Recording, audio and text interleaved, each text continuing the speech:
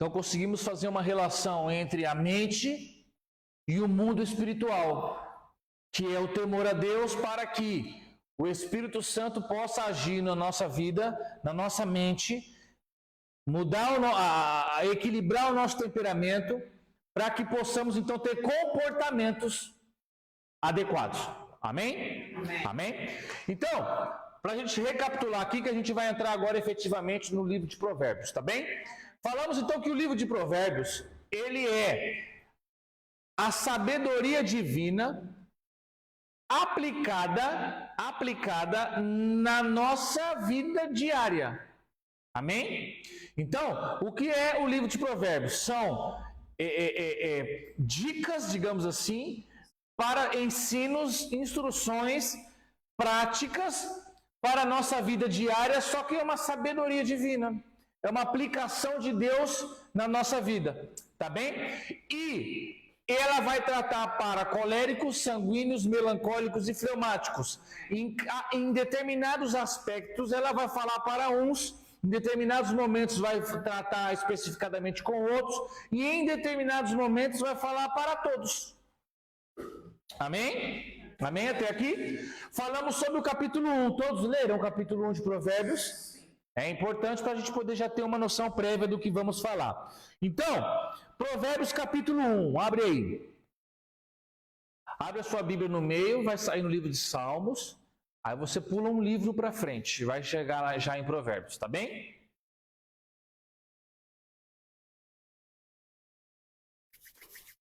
Provérbios capítulo 1, já fui direto ao ponto, porque a gente já está um pouquinho atrasado e tem muita coisa para fazer. Muito desenho para desenhar. E a gente estava só na introdução. Agora vamos ao que interessa.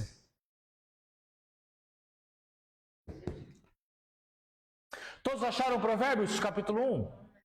Quem pode ler aí? Um lê um versículo, outro lê o outro lê o outro, até o 7. Provérbios de Salomão, filho de Davi, rei de Israel, para se conhecer a sabedoria e a instrução, para se entender as palavras da prudência, para se receber a instrução do entendimento, a justiça e a equidade, para dar aos simples prudência e aos jovens.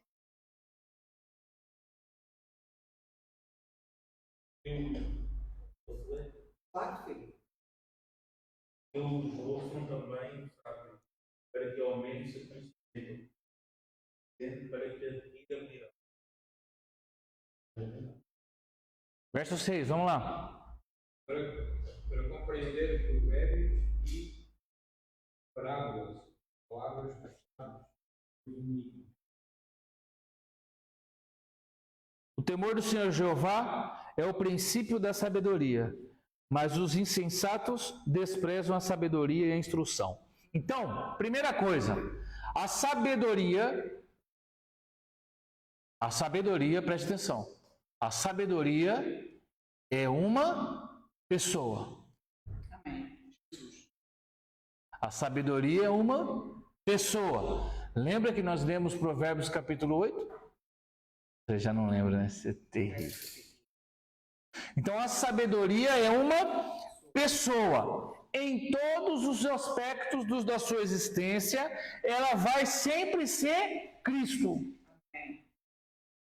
E é maravilhoso a gente compreender o caráter da sabedoria no livro de Provérbios, porque compreendemos o caráter de Cristo. Ou seja, aqui nesses primeiros 7 versículos que lemos, conseguimos encontrar aqui 5 objetivos primordiais da sabedoria. Quais são os 5? Os 5. Não queria escrever aqui. Primeiro objetivo da sabedoria: discernimento.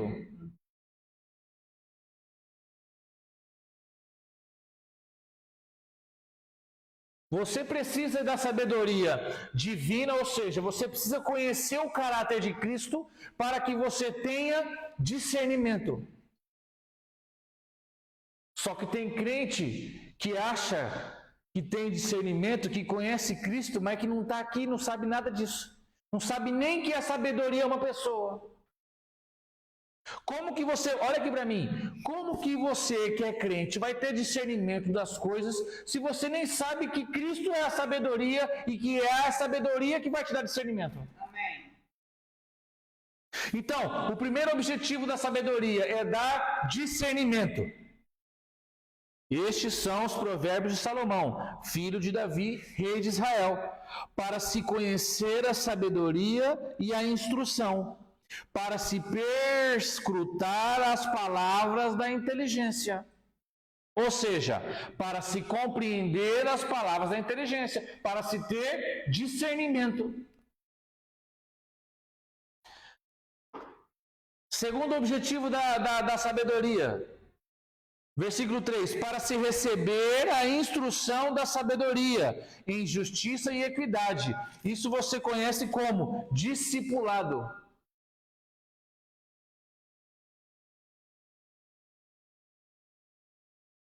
Por quê? Você vai receber, você vai ser instruído. Então você vai ser. A irmã Teresa veio me perguntar aqui uma vez sobre discipulado. O que é ser discipulado? Discipulado é fazer o cursinho que você faz antes de ser batizado? Porque tem gente que acha que é isso. Ah, eu sou discípulo porque eu fiz um cursinho lá de 2 meses, de 3 meses, antes de ser batizado. Isso não é discipulado. Discipulado é quando você recebe instruções divinas, de sabedoria, de passagens, de vida, de coisa prática. O que Jesus fez com os discípulos? Jesus pegou os seus discípulos e os discipulou. Como? Ficava com eles 24 horas por dia. Em todos os aspectos da vida cotidiana, Jesus ensinava e instruía-os. Isso é discipulado. Isso é discipulado, é instruir. É receber instrução de um mestre. Você não pode dizer que você é discípulo só porque você sentou ali 3 meses. Nem isso. Tem igreja que nem 3 meses faz. Tem igreja que o cursinho pré-batismo dura 2 horas. Ah não, quem vai batizar? Aqui tem uma listinha de gente que vai batizar. Aí 2 horas antes do batismo, senta todo mundo numa sala de aula. Olha aqui, eu estou falando a verdade. Já com a roupa branca. Senta lá na cadeira lá e bate um papo lá com eles 2 horas. Olha só, ensina sobre o batismo. Se a gente está falando de batismo, se a gente sentar para falar sobre batismo, a gente fica aqui meses. São práticas religiosas, porque os católicos fazem a mesma coisa quando é para o casamento. Exatamente. Só que tem crente que fala sobre batismo em 2 horas. Coisa que a gente poderia ficar aqui estudando meses, anos. Olha aqui, sem medo de errar. Você é crente há 20 anos, 30 anos, e se eu começar a falar sobre batismo aqui, é uma aula só, você vai falar, eu nunca tinha ouvido nada disso. Só que se ensina sobre batismo em 2 horas. Aí essa pessoa acha que ela foi discipulada, não tem nada a ver. Tem nada a ver. Olha para você ver o nível que chegou a igreja evangélica. Olha para você ver o nível que chegou a igreja protestante de Jesus. Versículo 4. Para se dar prudência aos ingênuos e ao jovem, a ciência e a discrição. Ou seja, então um dos objetivos da sabedoria é falar para a juventude. Sim. Vou colocar os outros 2 ali do outro lado. Por quê? Olha só. Para se dar prudência aos ingênuos. O jovem, ele não é prudente. Olha lá. Para se dar prudência aos ingênuos. E ao jovem, ciência e discrição. Ou seja, um dos objetivos da sabedoria é falar aos jovens. Versículo 5. Para que o sábio ouça e cresça em ciência, e o entendido adquira a habilidade de governar. Aqui está falando para os líderes. Tem gente que acha que é líder e não precisa aprender mais nada. Ah, eu já sou um líder, eu já sou isso, eu já sou aquilo, eu já sei tudo. Olha aqui, se um dia você chegar, Deus me perdoe, dificilmente você vai ouvir isso de mim, mas se um dia eu falar para você que eu sei tudo sobre as Escrituras, nunca mais me ouça. Porque a palavra do Senhor é nova a cada manhã. Porque, e não é, irmã, porque o nosso Deus não pode caber dentro da minha cabeça. É verdade. Amém. O nosso Deus não pode caber dentro da cabeça de um homem. Se ele couber dentro da cabeça de um homem, deixe de segui-lo. Então, aqui a palavra a sabedoria vai falar também para os líderes. Versículo 6. Para quê? Para entender provérbios, parábolas e as palavras dos sábios e os seus enigmas profundos. Ou seja, ela serve também para que você entenda o Evangelho. Como assim, pastor, entenda o Evangelho? Como assim entender o Evangelho? Vamos ler mais uma vez? Para entender provérbios, olha aqui o mistério. Parábolas e as palavras dos sábios dos seus enigmas. Você lembra quando Jesus falou a parábola do semeador? E os discípulos perguntaram para ele: Senhor, explica-nos essas parábolas. E perguntaram para ele: por que o Senhor fala por parábolas? A gente aprendeu na escola bíblica dominical, eu aprendi isso, que Jesus falava por parábolas, ou seja, que ele contava histórias. Por quê? Vê se você aprendeu assim também. Jesus falava por parábolas, porque como o povo era simples e humilde, ele então, para falar sobre algo complexo, que era o reino de Deus, ele pegava situações cotidianas daquele povo humilde e inculto. Então ele criava umas historinhas para facilitar o entendimento deles. Foi assim que você aprendeu? Foi. Eu aprendi assim, que Jesus falava por parábola porque ele tinha um nível de didática,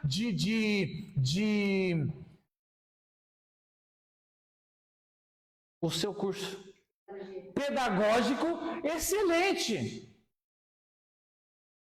Essas pessoas que nos ensinaram são os nossos pais na fé, mas não sabiam nada de escritura. Olha o que ele vai falar lá na parábola do semeador. Ele vai dizer, versículo 11, capítulo 13 de Mateus, versículo 11. E ele respondendo diz: porque a vós é dado conhecer os mistérios do reino, mas a eles não. Olha aqui, Jesus falava por parábolas porque não queria que as pessoas não entendessem. Olha aqui, ele ensinava por parábolas porque ele não queria que as pessoas entendessem o que ele estava dizendo.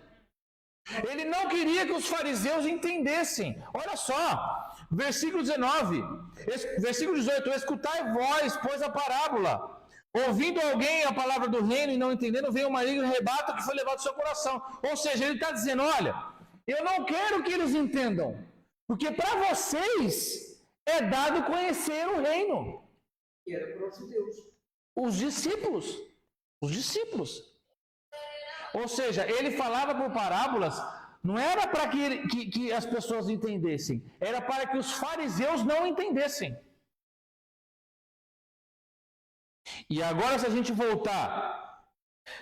voltar, olha aqui, versículo 14, olha aqui. Abre aí, Mateus. Eu vou te desmistificar isso da tua mente, eu tenho que arrancar. Quando eu comecei as aulas aqui há 2 anos atrás, eu falei nas primeiras aulas: eu vou arrancar tudo que você aprendeu. Tudo, vou destruir tudo o que você aprendeu. Já vai fazer 2 anos. Vou arrancar tudo que você aprendeu, destruir, quebrar tudo, esmigalhar, arrancar tudo fora, limpar o terreno para poder construir algo fundamentado dentro da tua mente. Porque a gente nasceu assim, a gente entra na igreja, escuta um monte de pregação, forma um monte de conceito na nossa cabeça e passa a acreditar naquilo.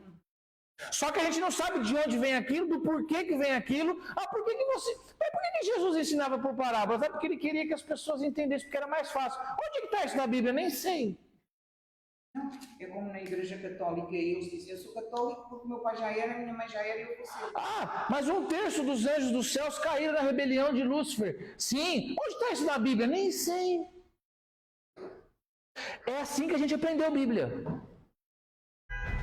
Né? Não cai uma árvore uma folha de uma árvore se Deus não permitir. Onde está isso na Bíblia? Nem está. Paulo, quando viu Jesus, caiu do cavalo. Qual é o verso que diz que tem cavalo? Elias foi levado aos céus num redemoinho. Diz para mim qual é o verso. Porque no verso que está lá em 2 Reis capítulo 2, está numa carruagem de fogo. Você consegue compreender de onde que a gente aprendeu Bíblia?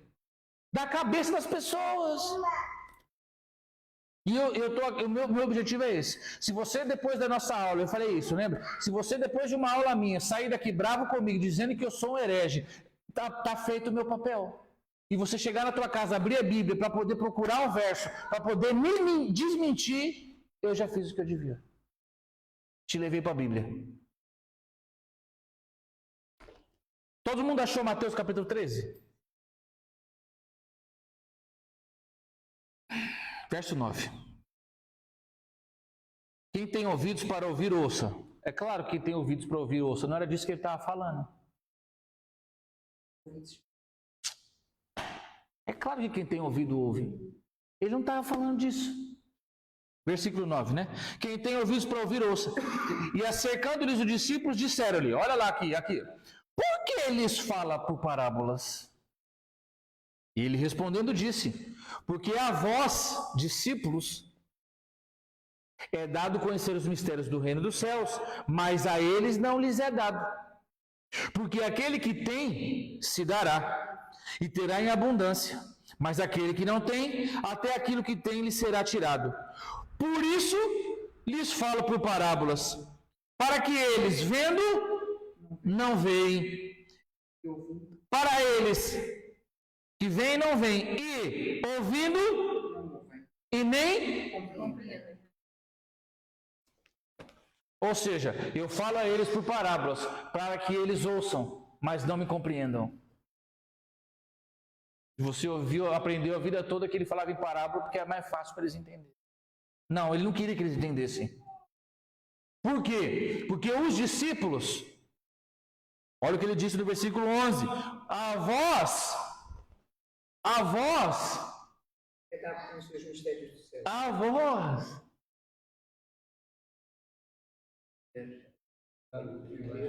Olha aqui, lembra que eu te ensinei a estudar a Bíblia? Olha aqui, versículo 11 de Mateus, pega na sua Bíblia aí, quem está com Bíblia de plástico, de papel vai ser mais fácil. Versículo 11 de Mateus, está aí? Amém ou não amém? Aí você puxa uma setinha do lado e coloca igual,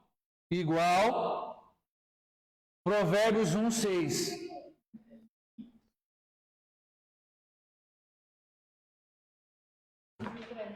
Exatamente, Mateus 13:11, irmã. Mateus capítulo 13, versículo 11, é igual a Provérbios 1:6, fala da mesma coisa.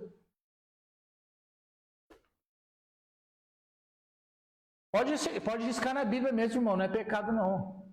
Não tem problema não, pode escrever na Bíblia. Olha a minha aqui como tem. Não tem problema não, pode escrever nela. Meus irmãos que não escrevem na Bíblia que acham que é pecado. Ai, Jesus. Não pode escrever, pode escrever. Você não vai para o inferno por causa disso não, irmão. Fica tranquilo, olha a minha.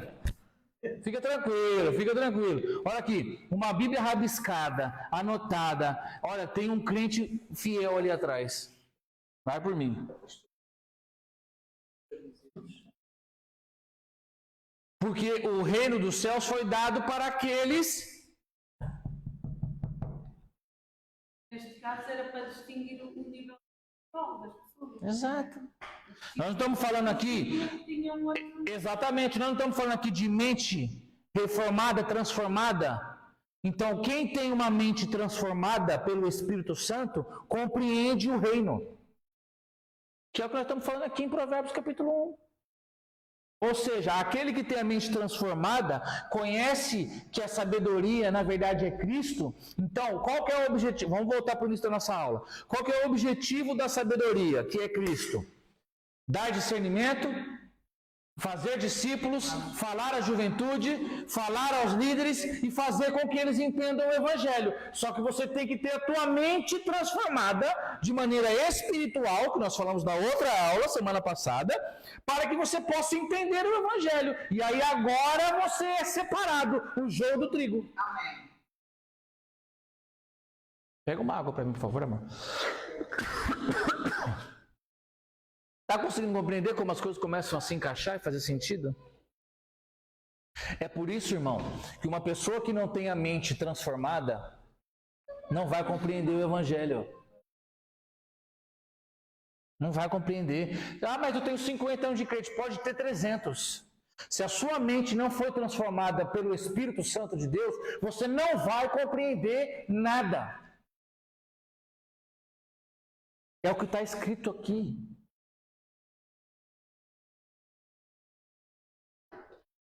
Obrigado, irmão. Alguma dúvida? Hein?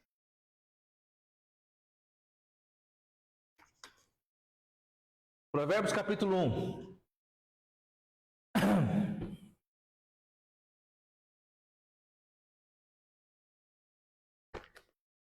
Tinha mais alguma coisa que eu queria falar em Mateus aqui. Tá entendendo, irmão?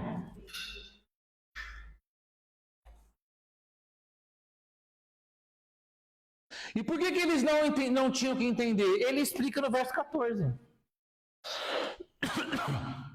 de Mateus.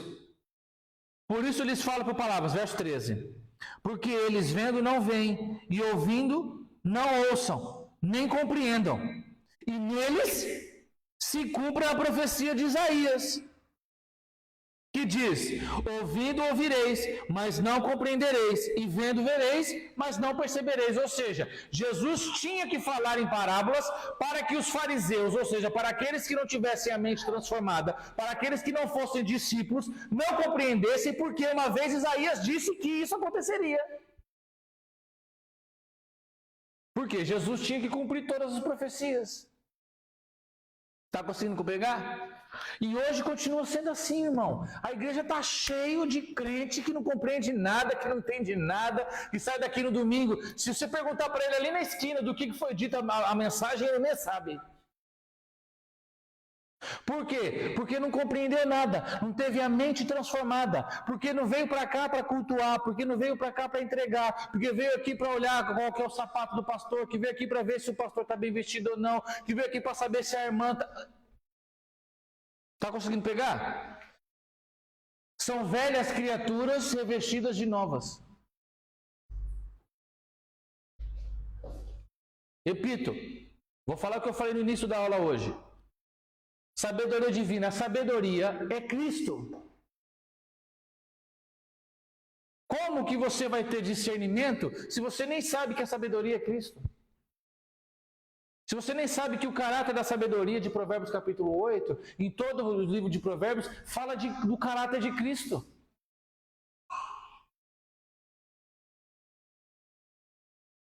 Mas vamos focar aqui em Provérbios. Consegue voltar lá rapidinho? É por isso que, irmão, é por isso que eu gosto da Bíblia de papel. Porque a do telemóvel, amém, glória a Deus, mas você não consegue ficar indo e voltando rápido. E essa daqui você marca aqui com a fitinha, vem para cá, vem para lá, faz uma anotação. Eu gosto mais. Verso 7. Achou aí? Provérbios capítulo 1, verso 7. O temor do Senhor Jeová, olha aqui, agora aqui vai começar aqui o negócio. Vai começar a esquentar. O temor do Senhor Jeová é o quê? Ou seja, se a sabedoria é Cristo, se a sabedoria é Cristo, o princípio, a primícia, o início, o principal de Cristo é o quê? O temor. Olha que coisa muito doida. Cristo o que ele tem de principal é temor ao Pai e ao Espírito. Mas os insensatos fazem o quê? Desprezam quem? A Cristo e a instrução. Então, preste atenção. O insensato, a primeira coisa que ele despreza é Cristo. Nós estamos falando de temperamento, certo? A primeira coisa que ele despreza é Cristo. Então, a sabedoria, discernimento, discipulado, fala para a juventude, fala aos líderes e faz com que compreendamos o Evangelho. Amém? O insensato, ele vai fazer o quê? Ele vai desprezar Cristo e a instrução.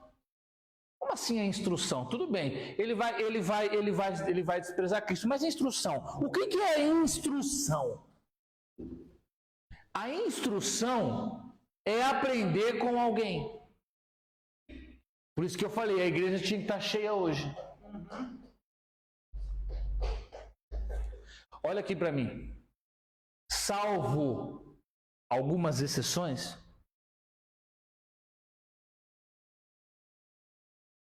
ou a ignorância no sentido de falta de conhecimento, amém?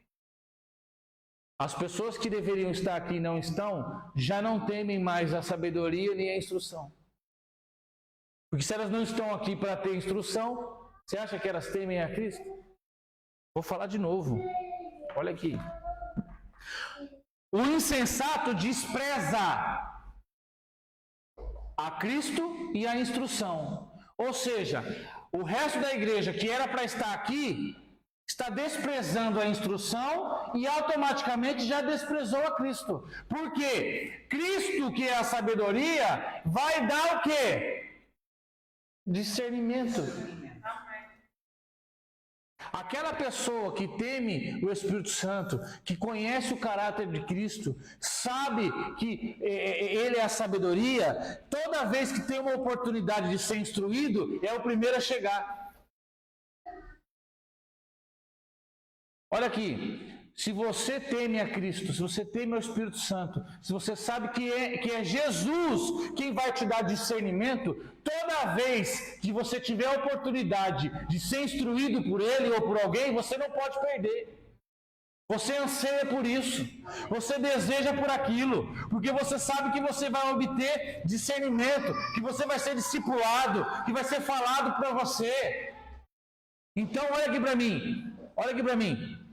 Quando eu digo, e eu já disse isso aqui na aula, que um avivamento não acontece sem ensino das Escrituras, é por conta disso. Você não pode ser avivado se você não anseia pela instrução que vem do céu. Amém.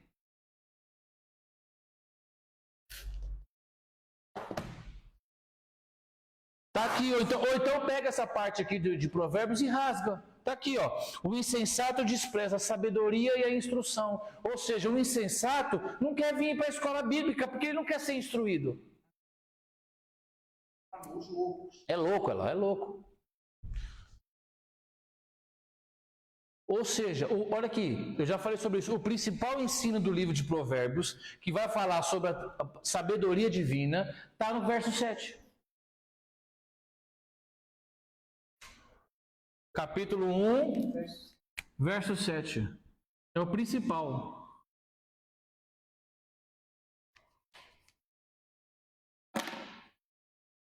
Vamos trazer para o temperamento? Os primeiros que agem como insensatos vão ser os sanguíneos, sempre.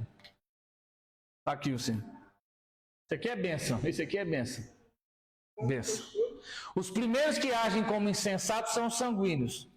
Primeiro, insensato, vou colocar aqui. Primeiro aqui, uma bolinha nele aqui. Depois são os fleumáticos.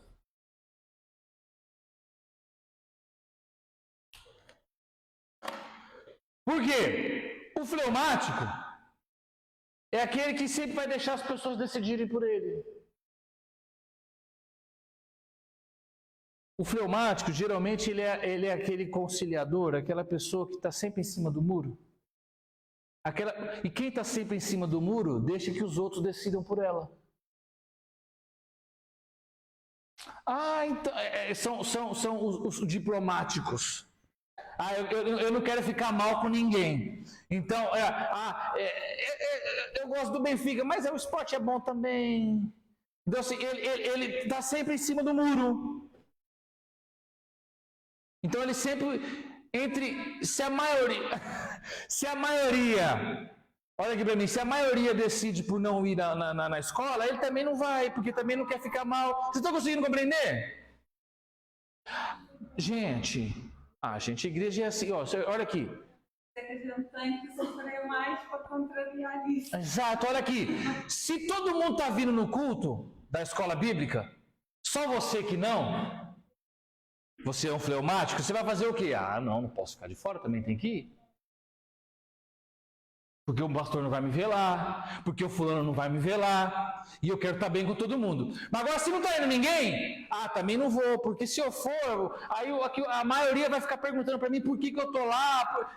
Então, como o fleumático é sempre assim, ele está sempre indeciso, então ele é o primeiro que geralmente vai agir como insensato. Está conseguindo compreender? Porque não quer arrumar problema. Porque eles não querem arrumar problema. Eles não querem, eles querem ficar bem com todo mundo. Não se posiciona. Deixa as pessoas escolherem por ele. Eles são assim. Os sanguíneos não. O sanguíneo, o que acontece com o sanguíneo? Por que o sanguíneo ele geralmente é insensato? Porque ele se rebela com facilidade.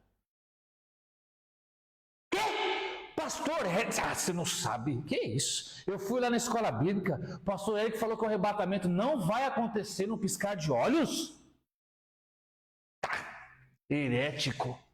Não vou mais. Por quê? Eles se iram. E aí eles se rebelam. Onde é que eu fico aí? O sanguíneo, ele se ira com muita facilidade. Ele fica irado rapidinho. Assim, só olhou torto para ele, ele já não gosta. Não vou. Olha só, irmão. Tem gente que olha para o pastor. Se o pastor não tiver de camisa e gravata, se não tiver de sapato, já não vou. Que isso? Culto, vou no culto. E posso falar no culto? Não. Vocês estão conseguindo compreender? Eu estou generalizando, mas é para você entender. Tudo aquilo que o mestre ensina. E a palavra mestre não é pejorativa, não sou melhor do que ninguém, mas aquele que dá a instrução, tudo aquilo que vai contra o que o sanguíneo acredita, ele já já perde o foco. Eu sou um pouco assim. Eu até comentei uma vez com a Priscila, tem muitos anos já. Eu tenho muita dificuldade, por exemplo, assim, em manter o foco.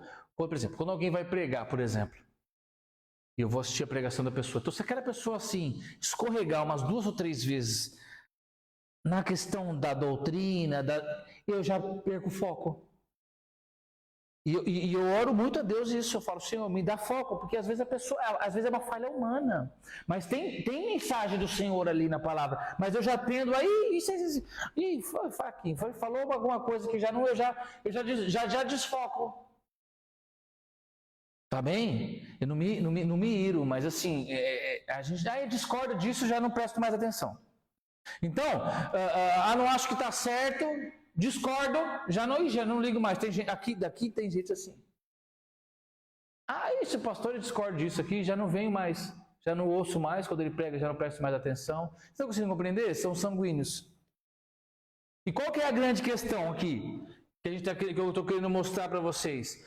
Que as pessoas elas vão discutir, vão brigar entre si dentro da igreja, no meio da família, no trabalho, seja lá o que for, porque elas não conseguem se aturar. Elas não conseguem se relacionar nas suas diferenças. Por quê? Conforme algum temperamento seu, você é mais forte numa coisa e mais fraco numa outra. E o seu irmão do lado também. Numa coisa que ele é mais fraco, você é mais forte. Aí você quer pisar nele. Por isso que nós estamos falando sobre temperamento. Porque você tem que conhecer o seu temperamento. Eu acabei de falar algo sobre mim. Eu conheço o meu temperamento. Então, se vai alguém pregar, se ele já começar mal, eu me conheço, então eu tenho que falar, meu Deus, trabalha na minha mente para que eu fique focado. Porque eu me conheço. Então você tem que se conhecer. Para você pedir força para o Espírito Santo, cadê?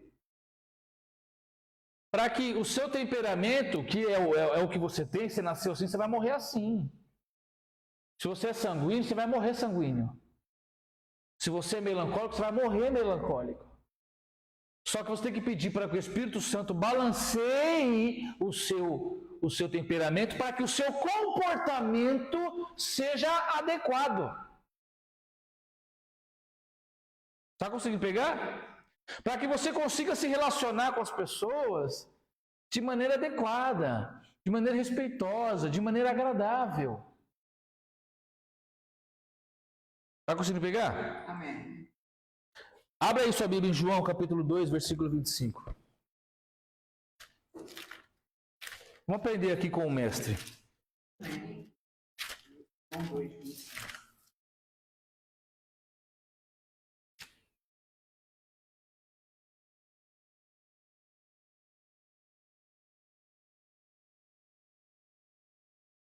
Por que Jesus é o maior mestre, o maior guru, o maior coach, o maior psicólogo de toda a existência? É filho de Deus. Também.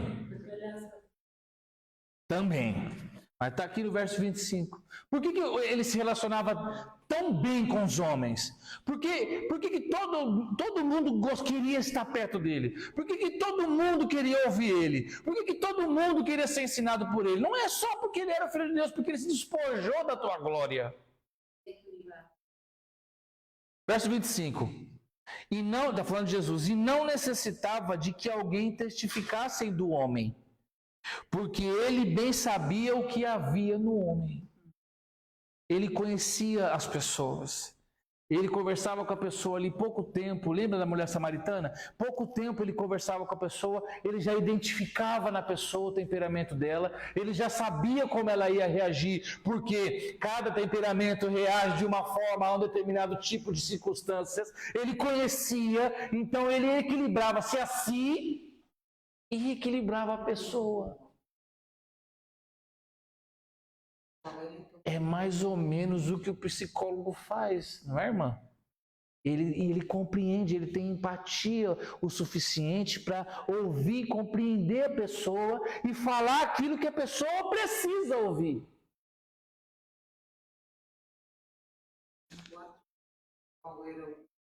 Ah, nós vamos chegar lá, nós vamos chegar lá. Nós vamos chegar lá, nós vamos chegar lá. Está conseguindo pegar até aqui? Ou seja, Jesus sabia perfeitamente qual era o temperamento das pessoas com as quais ele se relacionava. E você tem que aprender isso. Você tem que saber. Ixi, o pastor Hélio, eu sou completamente diferente do Vitor. Isso não significa que é certo nem errado, bom nem ruim. Então, quando você vai se relacionar comigo, você tem que vir de um jeito. Exatamente. E quando você vai falar com o outro, quando você vai falar com o irmão do lado, é de outro. Então você vai ser sempre uma pessoa agradável. Se você, por exemplo, olha aqui, eu gosto de falar muito. Então eu vou na viagem com meu amigo no trabalho, então a gente vai de carro lá para baixo, aí depois a gente volta, passa rapidinho, porque eu falo igual uma matraca. Só que eu sei que ele gosta de me ouvir. Agora, se ele não gosta de me ouvir, fica calado, põe um fone de ouvido e ouve música. Está conseguindo aprender? Por quê? Por que eu vou ser desagradável? Jesus era mais ou menos isso, ele sabia sempre o que fazer. A hora que tinha que falar, ele falava. A hora que tinha que calar, ele calava. A hora que tinha que abraçar, ele abraçava. Vocês estão conseguindo pegar? Ele sabia o temperamento dos discípulos antes de escolhê-los. Porque quando ele escolheu, ele já sabia que ele precisava de um assim, de um assado, de um assim, de um assim, de um assim, porque ele já sabia. Por quê? Porque dentro de uma igreja é necessário ter o melancólico, é necessário ter o sanguíneo, é necessário ter o colérico, é necessário ter o fleumático, é necessário. Porque se for todo mundo colérico, não dá certo. Se for todo mundo fleumático, não vai dar certo, ninguém vai tomar decisão nenhuma, imagina. Se for todo mundo melancólico, Jesus tem que ter diversidade. É na diversidade que nós conseguimos avançar. Amém ou não amém? Ele sabia que Judas era melancólico.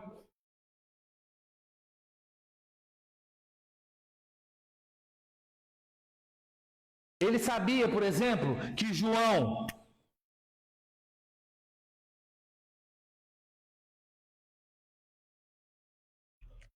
era fleumático. Ele sabia que... Cadê o Pedrão? Aqui. Esse aqui nem precisava, né? Esse aqui todo mundo sabia, né? Ele sabia. Então ele sabia como se relacionar com os discípulos, porque conhecia o temperamento deles. E a gente precisa conhecer o temperamento das pessoas que a gente se relaciona, para que a gente também possa melhorar os nossos relacionamentos com eles. Não só na igreja, mas também no seu dia a dia, na sua vida, no seu trabalho, na sua casa, na igreja. O líder precisa conhecer os liderados. Imagina, por exemplo, eu já falei sobre isso. Imagina um líder de uma igreja que vai colocar, sei lá, vai colocar um sanguíneo para cuidar da tesouraria da igreja. Não vai prosperar. Sabe por quê? Porque esse homem vai comprar tudo. Sanguíneo é assim, sanguíneo compra tudo, sai comprando tudo. Não analisa preço, não tempo de entrega, necessidade, nada. Precisa comprar? Não, vamos comprar. Olha aqui, não, mas a igreja vai gostar. Amém, glória a Deus. Vamos lá. Eles gastam, o sanguíneo gasta sem ter nenhum tipo de administração. Não, ele quer ser feliz. Esse é o sanguíneo. Age sempre. Olha aqui. Por que o sanguíneo não é bom para administrar dinheiro da igreja? Porque ele age sem pensar sempre. O sanguíneo, na maioria das vezes, ele vai agir precipitadamente. Você lembra quando chegaram os homens para prender Jesus? Lembra? O que Pedro fez? A primeira coisa que ele fez, ele já puxou da espada, já arrancou, ele não quis nem saber, já chamou para o pau. Ele não queria, ele age de forma precipitada. Às vezes, na nossa vida, a gente precisa agir de forma impulsiva. Não vamos falar sobre isso. Jesus agiu assim. Só que na maioria das vezes não. Então a gente tem que ter esse equilíbrio. O que seria ideal? O que seria ideal para administrar as finanças da igreja? Vamos ver se vocês estão compreendendo. O ideal para administrar o dinheiro da igreja. Não. Jesus escolheu o melhor. Não era Mateus que cuidava do dinheiro de Jesus.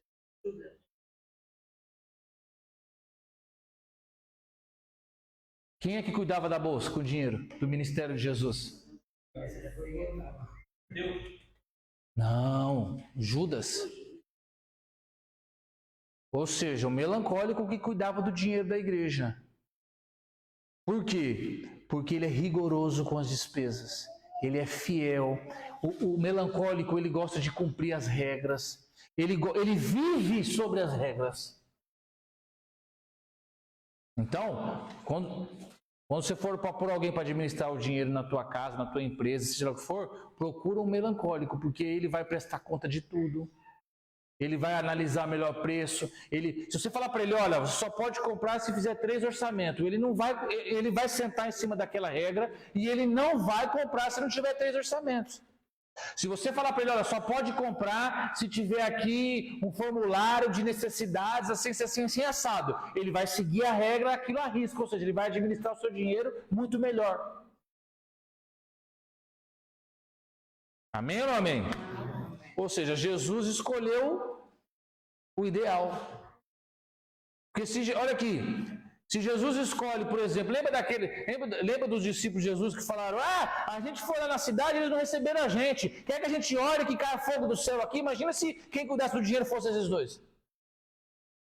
Já tinham comprado um monte de cidade, já tinham feito um monte de coisa, já tinha acabado com o dinheiro. Estão conseguindo pegar? Jesus escolheu correto.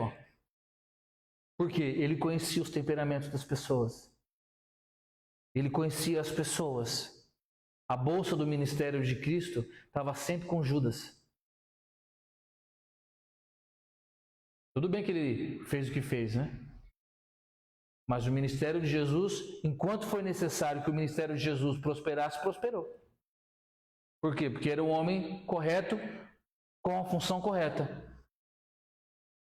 E qual que é o grande segredo disso tudo?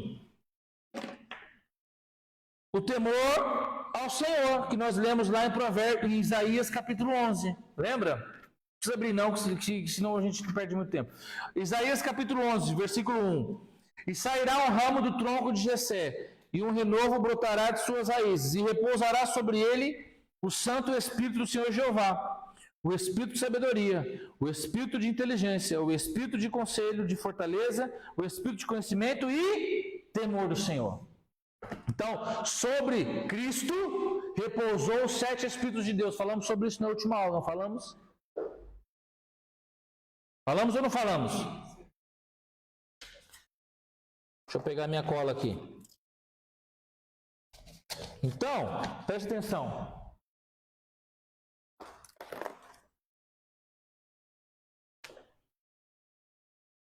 Tá conseguindo ver daí, pessoal do fundo? Tá conseguindo ver?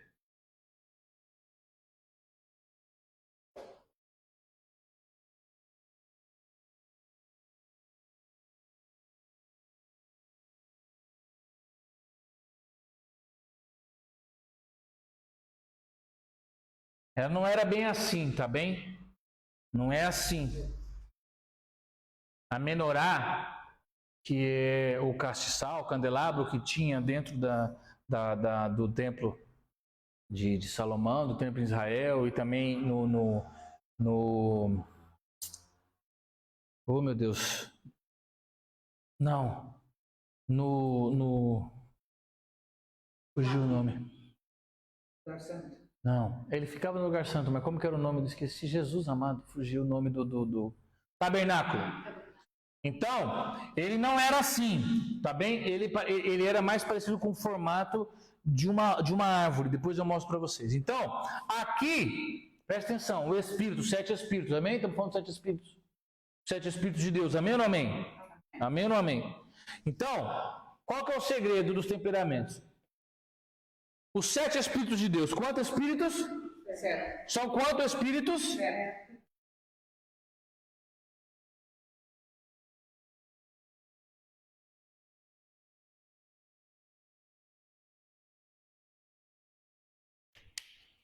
Eu vou colocar aqui para você olhar depois da sua casa. Isaías, capítulo 11, versículo 2. Sobre Cristo estava os 7 Espíritos de Deus, amém? Quais são os Espíritos? Espírito de Jeová. 1. Sabedoria.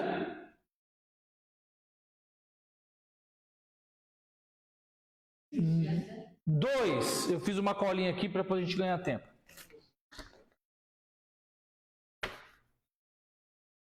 Inteligência. 3. Conselho.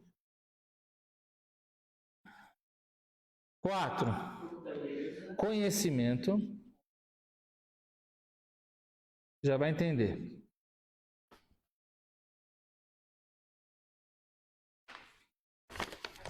5 é o Espírito do nome.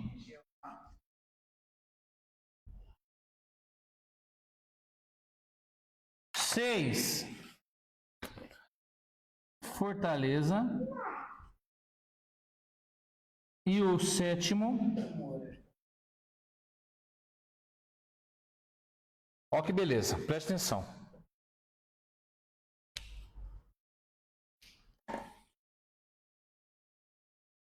Esses quatro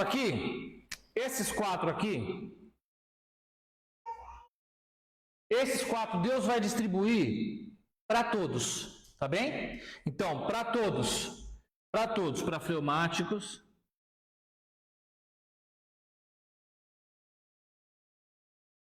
para melancólicos,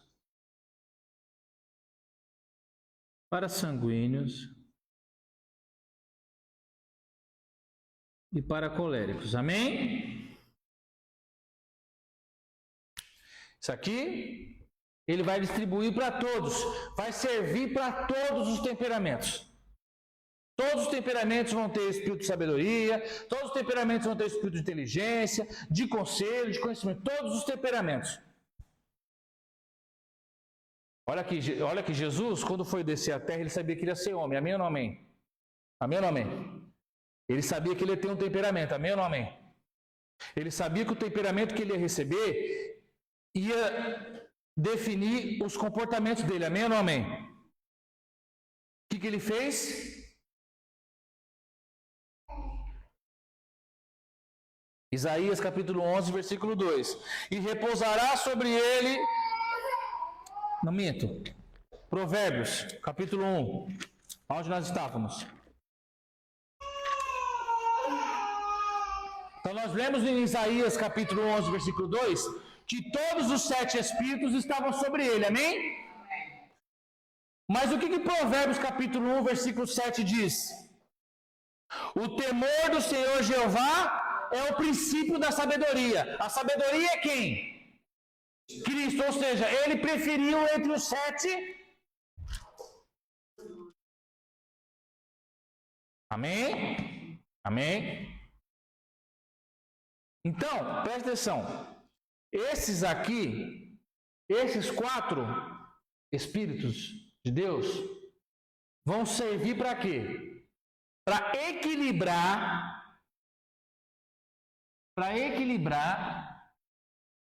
a parte negativa de cada temperamento. Então, tudo aquilo que é negativo, vocês perceberam que eles são espíritos que tratam de cuidado, vai te dar sabedoria, inteligência, ou seja, para trazer a parte negativa do teu temperamento para cima e equilibrar, tá bem? Por isso que todos recebem, por quê? Porque todos têm partes negativas. Tá bem? Tá bem até aqui? Mas esses 3 últimos aqui, presta atenção, esses 3 últimos aqui, Deus vai entregar como prêmio.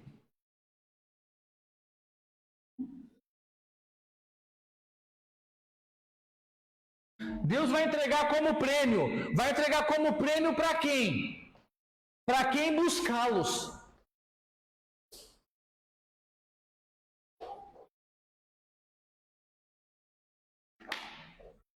É preciso buscar. É preciso desejar. É preciso querer. E aí ele vai repousar também sobre você.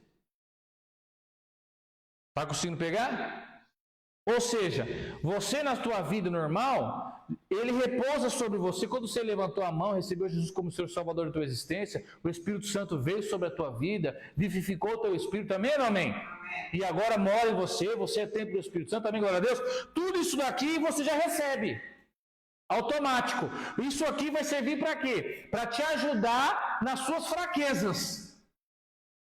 Só que esses aqui, só se você quiser. Só se você buscar, só se você clamar, só se você se humilhar, aí você recebe. E isso aqui serve para quê? Se esse aqui serve, vou anotar aqui, para te ajudar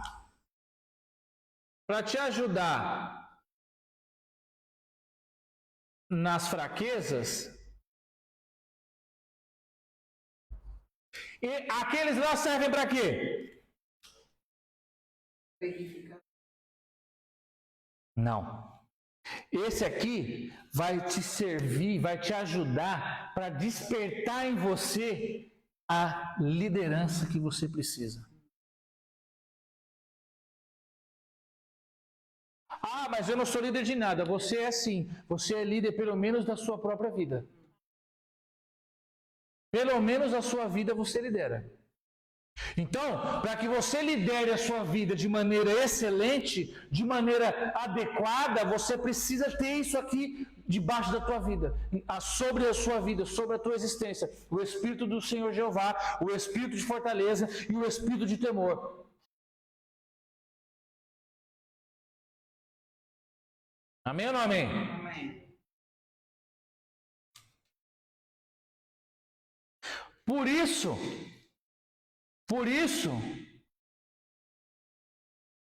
que Jesus, quando decide vir para cá, escolhe justo qual? O de temor. Ele busca por ele. Ele anseia por ele.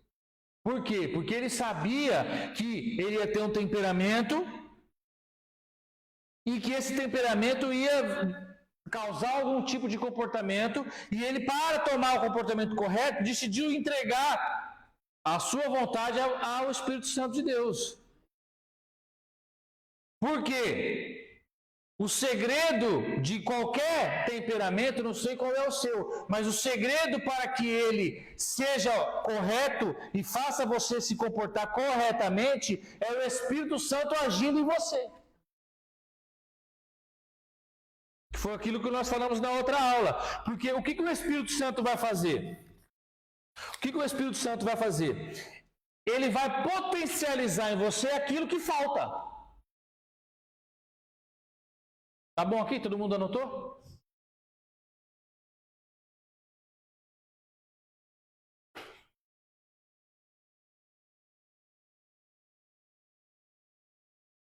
Presta atenção.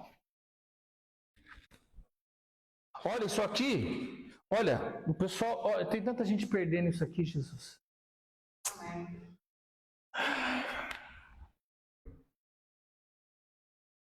Preste atenção. Então aqui.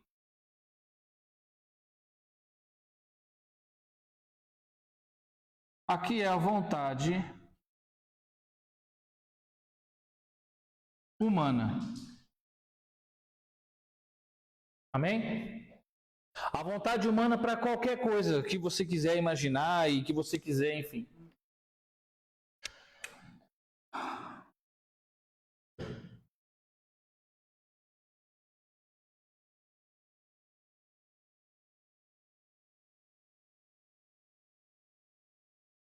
Faz conta. E esse é você, tá bem?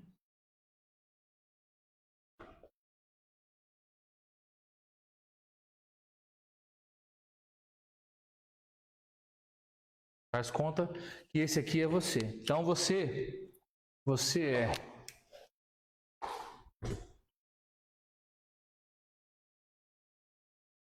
melancólico,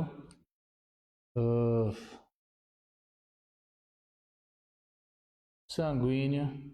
Já falamos bastante sobre isso aqui, né? Já falamos bastante sobre isso aqui. Você já entendeu que eles trabalham em pares, lembra? Fleumático e colérico. Nós já falamos que todo ser humano é assim. Então ele vai ter um comportamento que é o comportamento principal, que é o mais alto. Ele vai ter um secundário, ele vai ter um terciário e vai ter um quartiário. Amém? Aqui existem características positivas e negativas. Esse também, esse também, esse também. Amém? Então, a vontade humana... Então, preste atenção. A vontade humana, para as situações, vou colocar aqui, situações do cotidiano. Então, quais são as situações do cotidiano? Por exemplo, você está lá no seu trabalho, na escola, na igreja, seja o que for. Aí você está lá se relacionando com fulano, amém ou não amém? E esse fulano aqui te conta uma mentira. Uma situação do cotidiano. Aí, a sua reação vai depender do quê? O seu comportamento diante dessa mentira, dessa ofensa, dessa fofoca, seja o que for, o seu comportamento, ou seja, ação e reação, amém ou não amém? Então houve uma ação, ou seja, alguém te contou uma mentira, alguém te ofendeu, alguém, enfim, seja o que for. Ação, qual vai ser a reação? Vai ser o seu comportamento mediante aquilo, amém? Então a sua reação é baseada na tua vontade humana, que é baseado no teu temperamento. Coléricos respondem a uma mentira de uma forma, fleumáticos de outra forma, sanguíneos de outra forma, melancólicos de outra forma. No geral, amém ou não amém? Mentiras, ofensas, seja o que for. Então tá aqui. O que acontece? Tem um cara aqui que é muito importante. Tem um cara aqui que é muito importante. Como que eu desenho ele?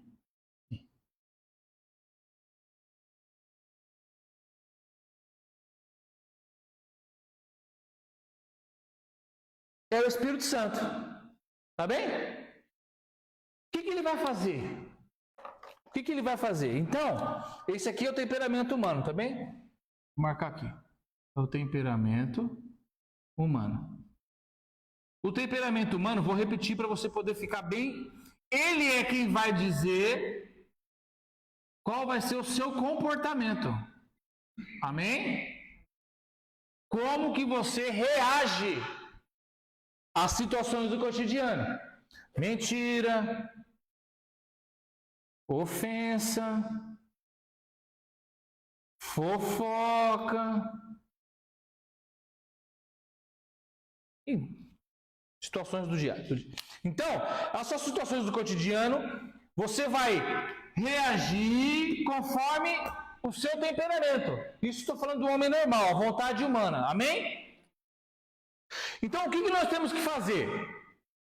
Se você é um colérico, sanguíneo, fleumático e melancólico, aqui está ao contrário, né? Tá. Esse aqui é 3, esse aqui é 4. Você vai reagir de uma forma. Essa forma pode não ser a mais adequada. Então, o que o Espírito Santo vai fazer? Ele que vai equilibrar. Então, se preste atenção, vamos imaginar que você é essa pessoa aqui não está parecida comigo.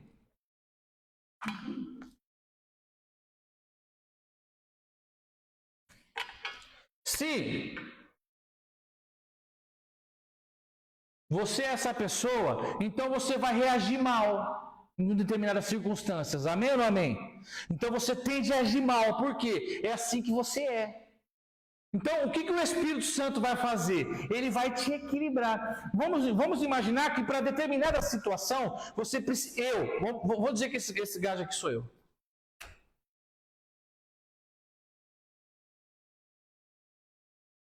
Então, determinada circunstância do meu cotidiano, aconteceu ali alguma coisa, e esse esquema, para mim, é ruim, porque eu já vou agir de maneira errada. O que o Espírito Santo faz? Ele vai equilibrar. Vamos imaginar que eu precisaria ser mais fleumático e mais melancólico. O que o Espírito Santo vai fazer? Ele vai potencializar isso aqui em mim, vai potencializar isso aqui, e vai fazer o quê? E vai diminuir esse daqui. E vai diminuir esse daqui. Por quê? Eu não posso agir assim. Então ele vai fazer o quê? Vai fazer o trabalho perfeito. Ele vai diminuir aqui e ele vai diminuir aqui. E vai aumentar aqui. Para quê? Para que o meu comportamento seja o mais adequado. Estão conseguindo pegar? Só que eu preciso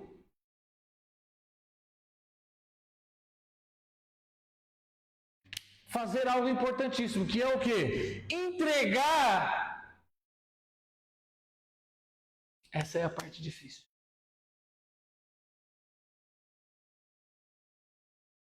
Por isso que Jesus disse: Pai, se possível, passe de mim esse cálice, mas faça-se a sua vontade, não a minha.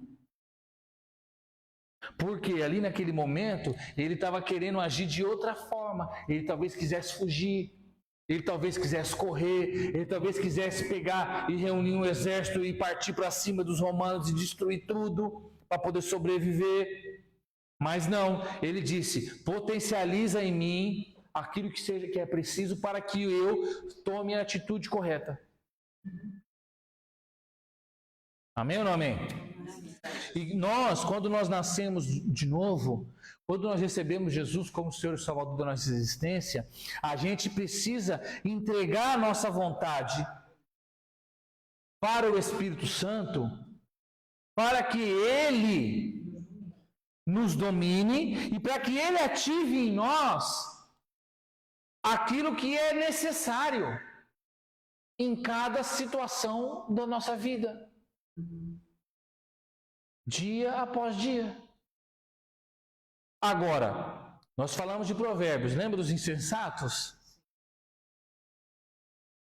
O que as pessoas fazem? Elas não se entregam. Elas não têm temor a Deus, elas não entregam a sua vontade para o Espírito Santo, tudo elas acham que não tem nada a ver. Ah, não, eu sou dono do meu destino, eu sei bem o que eu faço, eu sou muito bem experiente, eu sou muito bem vivida, eu sou crente há não sei quanto tempo, ou eu faço isso há não sei quanto tempo, então eu sei muito bem, não entrega para Deus. Estou falando de crente, estou nem falando de gente do mundo, porque as pessoas do mundo, elas vão sempre fazer conforme a vontade delas, sempre. Lembra que eu disse na outra aula? Por algum acaso, às vezes elas acertam. Às vezes acerta, às vezes tem um comportamento adequado, mas é sem querer. Por quê? É só uma questão de coincidência. Por quê? Porque é o Espírito Santo que vai equilibrar. Por quê? Você nasceu assim, nesse layout, por quê? Por que Deus escolheu que você fosse sanguíneo, colérico, melancólico? Por quê? Porque o plano que Ele tinha, o plano que Ele tem para a tua vida, você precisa ser colérico para realizar. É mais fácil. O plano que Ele tem para a irmã Fátima, faz conta. Já esqueci, eu vi a lista de vocês lá que a gente fez o teste. A gente fez o teste para saber os temperamentos, já esqueci de vocês todos. Então, faz conta que a irmã Fátima é melancólica. Por que ela é melancólica? Porque o plano que Deus tem para a vida dela, se ela fosse colérica, ia ser mais difícil para ela realizar. Então Ele deu para ela o temperamento certo para que facilitasse o trabalho dela. Só que a sua vida não é só as suas coisas corretas. Às vezes você vai ter circunstâncias adversas, ou seja, mas aí você poderia reclamar: Senhor, mas o Senhor me fez melancólico e lá naquele dia eu precisei ser colérico, eu te dei meu espírito para equilibrar você. Não vai ter o que a gente dizer contra. Mas você me fez colérica, aquele dia eu precisava ser fleumático, então eu te dei o meu espírito para poder te equilibrar, você que não se entregou para ele. Você que quis fazer do seu jeito. Você que quis fazer conforme a tua vontade. Está conseguindo compreender, gente? A importância da gente compreender isso aqui? Por isso que o Espírito Santo, quando aceitamos a Cristo, é por isso que o Espírito Santo vai morar em nós e vai começar a nos ajudar em tantas áreas que você nem sabe. Aquele fulano, antes de virar crente, ele era assim, assim, assim, assado. Agora ele já está totalmente diferente. Por quê? Porque o Espírito Santo já está equilibrando ele. Está conseguindo pegar? Era o que acontecia com Jesus. Por que Jesus não era um homem desequilibrado? Por que ele era o maior homem de todos os tempos? Estou falando de homem. Por que ele era o maior homem de todos os tempos? Por que ele já foi considerado o maior psicólogo de todos os tempos? Por que ele é o maior coach de todos os tempos? Por quê? Porque ele se adequava corretamente a cada circunstância. Por que ele era um homem perfeito? Porque ele deixava o Espírito Santo guiar o temperamento dele. Ele era humilde e manso a esse ponto. Ele sabia que a vontade humana nem sempre era aquela. Vocês lembram quando a família dele quis acorrentar ele? Vocês lembram disso? Vocês não lembram, né? Vocês não lembram, né? A família dele, Maria, com os irmãos, achavam que ele era louco. E quiseram acorrentar ele. Está lá junto na passagem dos fariseus, que os fariseus acusam ele de ser guiado, usado pelo espírito de Beelzebul. E a família dele tentou acorrentar eles, e os fariseus estavam dizendo que ele era bruxo, que ele era um demônio e coisa e tal. O que ele teve que... Jesus era manso. Não, Jesus... Ele teve que ativar ali, ele teve que ativar nele ali. Cadê? Aqui. Claro. Ele ativou aqui, aqui foi para quase zero, e falou umas poucas e boas para todo mundo. Por quê? Ele teve que ser sanguíneo. O que é o sanguíneo? O sanguíneo é assim, o sanguíneo ele é direto e reto. Ele é claro no que ele diz. Ele fala o que tem que falar. Então ele, deu logo uma machadada no meio e depois todo mundo no seu lugar falou que a mãe, olha aqui, você não é minha mãe. Lembra que ele falou? E tudo que eu faço para o meu pai. Já colocou todo mundo no teu lugar. Corte rápido. Ele teve que ativar ali. Amém ou não amém? Amém. E quando ele chegou no templo, quem lembra? Quem lembra? Vamos fazer aqui o dele no templo. Os remédios. Quando ele chegou no templo? Viu as pessoas a vender coisas.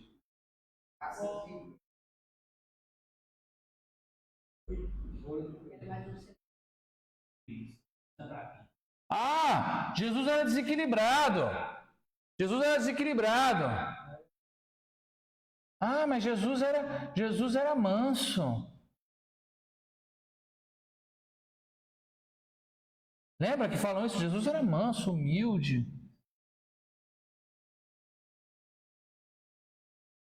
Jesus era humilde, bonzinho. Olha, quando você estiver vivendo a tua vida, já ouviu isso?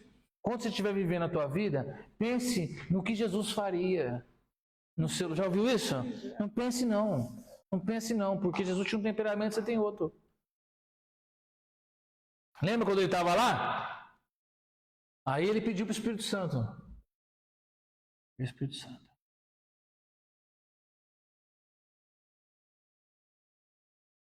Mas quando ele chegou lá no templo, declaração. Você sabe por que ele fez aquilo? Já te ensinei isso. Por que ele fez aquilo tudo?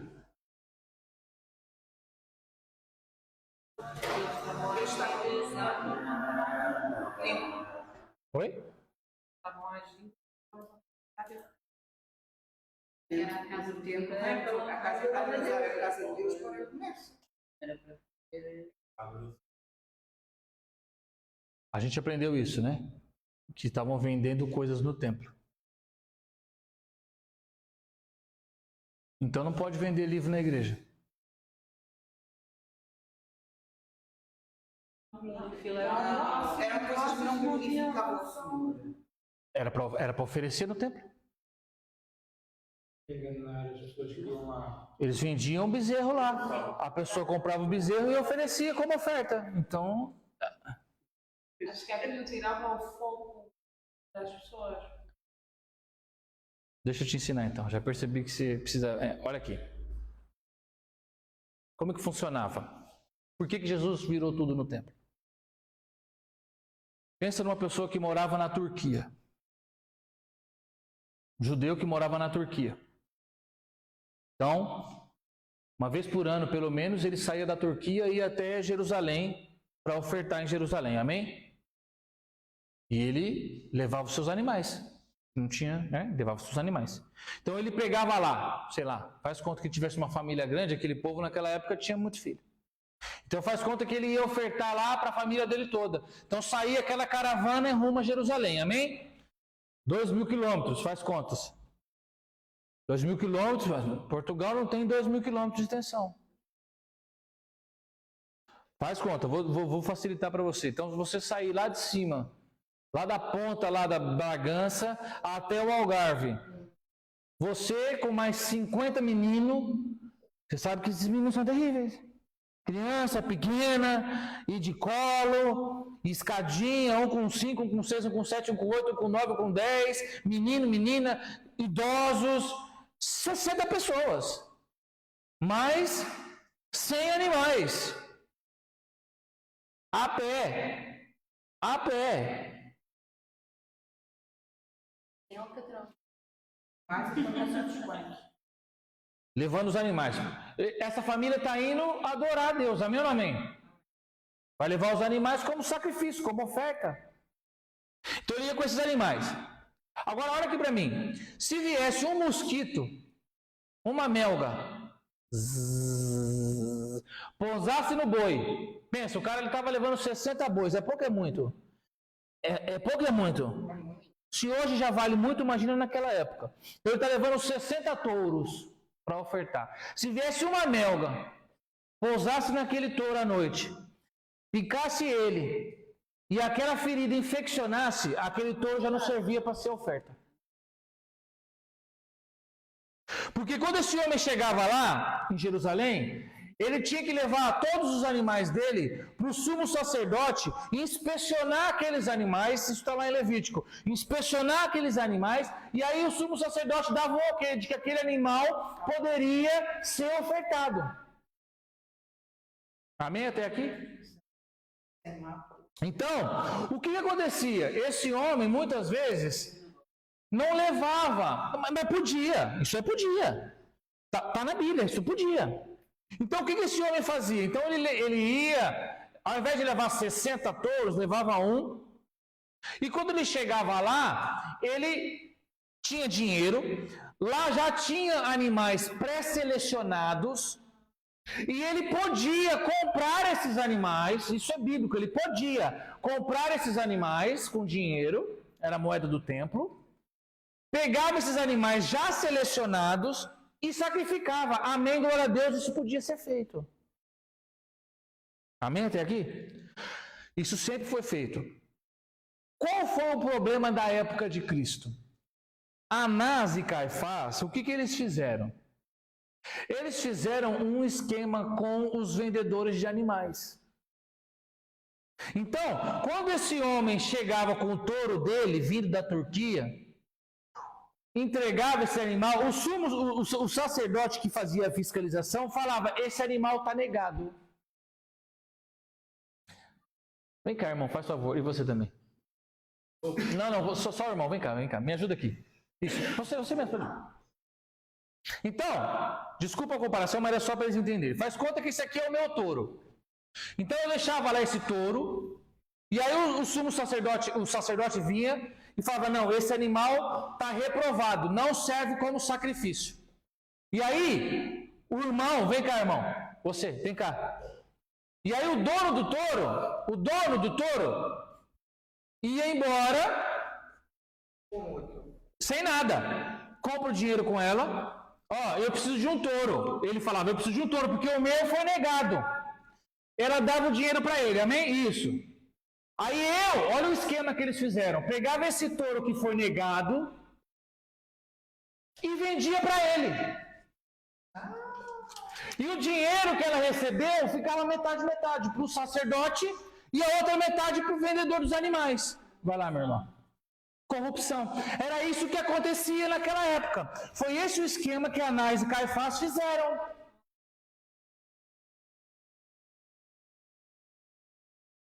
E ninguém podia falar que...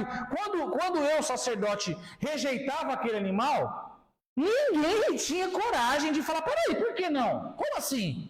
Era sacerdote, meus irmãos. Ninguém vai se levantar contra um sacerdote de Israel. A palavra dele era a última. Então ele pegava esse animal que ele rejeitou, colocava aqui, ela vendia por 100, eu ficava com 50, você ficava com 50. E o mesmo animal que foi rejeitado, agora vale. E Jesus sabia disso. Por quê? Pergunte por quê. Porque tinha um discípulo dele que era um príncipe de uma sinagoga. Você conhece ele, está na João capítulo 3. Ia visitar ele à noite. E era contra essas práticas. Nicodemos. Nicodemos falava tudo para ele. Falava, olha, o que está sendo feito no templo é isso. E Nicodemos discordava, só que Nicodemos era minoria. É por isso que Jesus vai então ao templo, vê aqueles animais que foram rejeitados, mas que estavam sendo utilizados depois, e abre todas as celas, abre todo, e esses animais fogem, agora cada um pega o teu animal de novo. Foi isso que ele fez. Só que para poder fazer isso, você acha que um fleumático melancólico ia conseguir fazer isso? Ah, mas Jesus era bonzinho, Jesus era calmo, Jesus era da paz, paz e amor. Não era assim que ele era? Nem sempre. Então o que ele faz? Ativa o Espírito Santo.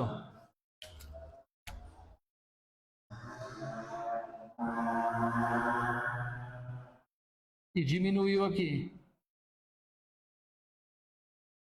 Aí ele vai para cima, vira tudo. É por isso que ele diz, o que ele diz? A casa de meu pai não servirá como local de corrupção, de enriquecimento ilícito. Não é negócio. Porque o negócio, se fosse justo, estava nas escrituras, podia se fazer. Porque era melhor o homem sair da Turquia, caminhar 2.000 quilômetros, chegar lá, dar dinheiro e receber um animal limpo e justo e sacrificar, do que ele chegar com o único animal que ele tinha, chegar em Jerusalém por conta de uma ferida e não poder sacrificar a Deus, não poder adorar a Deus. Estão conseguindo pegar? Então, aí aqui ele ajusta isso tudo. O Espírito Santo de Deus vai equilibrar em Jesus o que é necessário para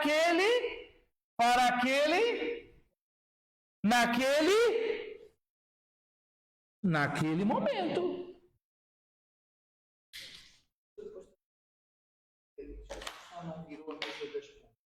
Só não virou a das pombas. Porque é tipo do Espírito Santo. Eu nunca queria virar isso. Amém ou não amém? Eu tinha marcado outros tantos aqui para a gente falar de Jesus, mas não vou chegar, não vai dar tempo. Mas você vai entender que em determinados momentos ele agiu de maneira diferente. Tá bem? E é isso que tem que ser na nossa vida. Diária, cotidiana, a cada instante, a cada momento. Temos que pedir para o Espírito Santo guie nosso temperamento. Para que consigamos nos comportar conforme tem que ser feito. Porque senão não vai ter efeito, meu irmão. Então você fica aí, mas qual que é o meu propósito? O seu propósito é agir no cotidiano da maneira correta. Para conseguir as vitórias, para conseguir alcançar o seu objetivo. Tá bem? Não adianta nada você falar, mas o meu propósito é ser pregador. Tudo bem, mas você vai ser pregador se você só age mal no seu cotidiano. Tá bem? O seu propósito também é viver no dia a dia como Cristo. Você é cristão? Quem é cristão? Amém. Você é um pequeno Cristo. A palavra cristão significa pequeno Cristo. Ou seja, você não é só pequeno Cristo na hora de pregar. Você não é só pequeno Cristo na hora de cantar. Você é pequeno Cristo todos os dias, em todos os momentos. É isso que as pessoas não entendem. Elas ficaram tão presas na religiosidade que elas acham que ser cristão é vir aqui todo domingo e vir botar uma roupa bonita e trazer a família. Não é, isso também é. Mas não é só isso. Isso é ser cristão. É ser um pequeno Cristo. É ser Cristo lá na sua família. É ser Cristo lá na sua vizinhança. É ser Cristo lá no seu trabalho. Isso é ser cristão.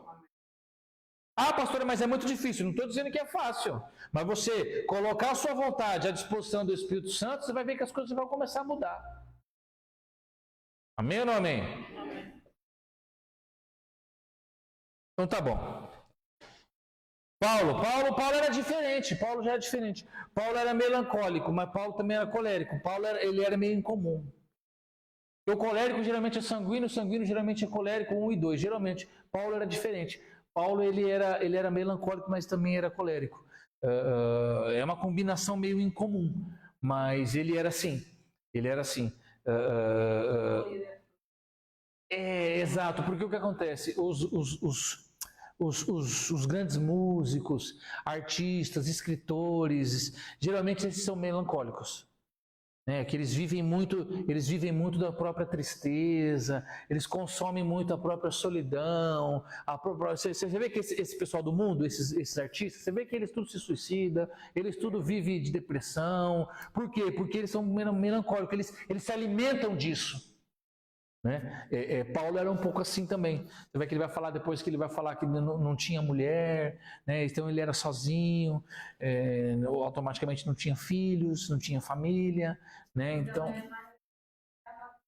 sim, é mais focado. As regras, guia, você vê que ele vai dizer que ele era fariseu. Eu sou fariseu de fariseu, ou seja, eu sigo as regras mais do que as regras pedem que eu siga. Então, assim, é também uma coisa de melancólico também. Mas ele era meio... Exato. Ele é focado, extremamente metódico. Enfim, são os melancólicos. Então, ele era assim. Enfim. Amém? Amém? Então, anotem aí para a nossa próxima aula. A grande pergunta. Qual que é a grande pergunta? A grande pergunta para a nossa próxima aula. Como deixar o Espírito Santo guiar o meu temperamento?